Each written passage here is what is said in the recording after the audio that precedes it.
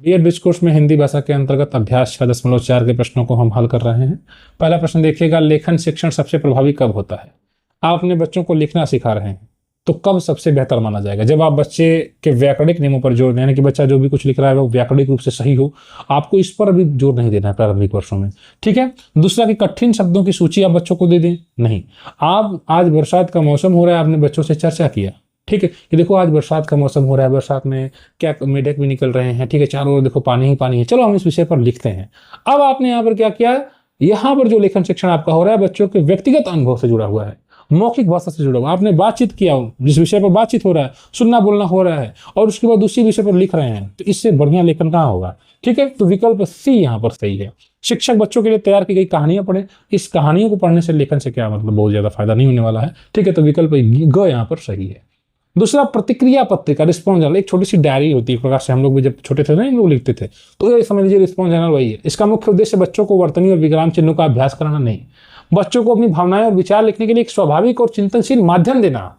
इसके माध्यम से बच्चा अपनी बातों को लिखने का प्रयास करता है, ठीक है। छोटी सी डायरी है, तो अब उसमें अपने बारे में, आज मैं स्कूल गया हूँ, आज ये सर जी आए हैं, ये सर जी नहीं आए हैं, आज ये विद्यालय में ये वाला खाना बन रहा है, बच्चा इस प्रकार से लिख रहा है अपने विचारों को। तो ये इसका वास्तविक उद्देश्य है, अपनी भावनाओं को, विचारों को लिखने के लिए बच्चा स्वाभाविक और चिंतनशील माध्यम बच्चों को प्रोवाइड किया जा रहा है, ठीक है। पाठ कंठस्थ करवाना या बच्चों को केवल कहानी दोहराने के लिए ये सब नहीं है, ठीक है। विकल्प ख सही है। तीसरा प्रश्न है, प्रतिक्रिया पत्रिका पढ़ने और लिखने को किस प्रकार एकीकृत करती है? जब बच्चा डायरी को लिखता है तो पढ़ता भी है, बगल वाले बच्चे को दिखाता भी है, वो भी देखता है, तो दोनों एक दूसरे का कभी शेयर करते हैं, पढ़ते हैं। तो एक तो स्वयं भी लिख रहा है, दूसरे का पढ़ भी रहा है, तो लिखना पढ़ना नहीं किया जा रहा, बिल्कुल किया जा रहा है। तो बच्चे उसमें केवल पढ़ते हैं नहीं, बच्चे उसमें बिना सोचे समझे लिखते हैं, ये भी गलत बात। बच्चे उसमें अपनी प्रतिक्रिया लिखते हैं और दूसरों के साथ साझा करते हैं, ये बढ़िया है। दूसरों के साथ साझा करेंगे कि मैं तो ये लिखा हूँ, तुम क्या लिखे हो, तो वजह मैं ये लिखा हूँ, दोनों आपने बातचीत करते हैं, ये बेहतर है, ठीक है। ये केवल शिक्षकों के लिए होती है, नहीं, ये शिक्षकों के लिए, बच्चों के लिए भी हो सकती है, ठीक। अगला है, प्रिंट समृद्ध वातावरण लेखन के विकास में क्या महत्वपूर्ण भूमिका निभाता है? अभी आपका एक कमरा ऐसा है जो बिल्कुल मतलब सादा सा है, कुछ भी उसमें नहीं है, बस बोर्ड है, एक चाक है और उसी में पढ़ा रहे हैं। दूसरा एक ऐसा कमरा जहां पर आपने पूरा इन्वायरमेंट ऐसा कर दिया है, रंगीन कर दिया, प्रिंट रिच इन्वायरमेंट, मतलब जहां पर बच्चे के लेखन पढ़ने से संबंधित बहुत सी चीजें टांग दी गई हैं, ठीक है। तो अब बच्चे को जब भी बच्चा कुछ लिखेगा तो वहां से मदद भी ले सकता है। जब बार बार बच्चा क्लास में उन चीजों को देखेगा, उसकी नजर पड़ेगी तो उसकी छवि दिमाग में बन जाएगी।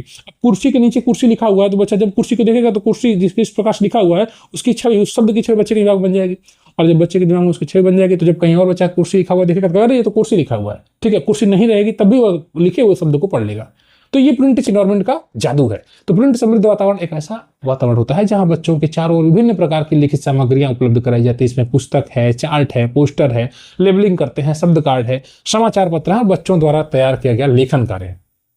ऐसे वातावरण में बच्चे लिखित भाषा को बार बार देखते हैं और उसके स्वरूप से स्वाभाविक रूप से परिचित होते हैं। वे नए शब्दों को सीखते हैं, वाक्य बनाने की शैली को समझते हैं, वाक्य लिखा गया है उसको समझते हैं और स्वयं भी लिखने के लिए प्रेरित होते हैं। इससे उनकी भाषा शुद्ध भंडार और लेखन कौशल का विकास होता है। इस प्रकार से आपने इसको कवर कर लिया।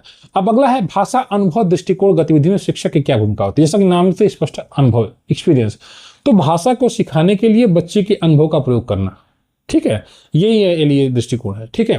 तो हमारे लिए बेहतर है कि जब हम बच्चे को जब भाषा सिखा रहे हैं तो जिस बच्चे को जिस चीज़ का अनुभव है हम उस विषय पर उस टॉपिक पर बात करें, उस पर चर्चा करें, तो बच्चे के लिए सीखना आसान हो जाएगा, ठीक। ये हम तो वैसे भी करते रहते हैं, हम लोग इस पर चर्चा भी कई बार किए हैं। शिक्षक जो भाषा से अनुभव दृष्टिकोण है, शिक्षक बच्चों के अनुभव को सीखने का आधार बनाता है, ठीक है। यानी कि वह बच्चों की बातें ध्यानपूर्वक सुनता है, उन्हें उसी रूप में लिखता है।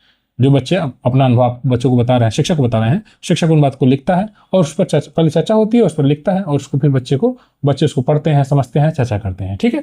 शिक्षक बच्चों को स्वयं लिखने के अवसर भी प्रदान करता है और आवश्यकता होने पर उचित मार्गदर्शन देता है। इस प्रकार शिक्षक एक मार्गदर्शक, सहयोगी और प्रेरक की भूमिका निभाता है। इस प्रकार से आपने इस अभ्यास प्रश्न को भी हल कर लिया। ब्रिज कोर्स की तैयारी कर रहे हैं तो इस चैनल को सब्सक्राइब करें। धन्यवाद।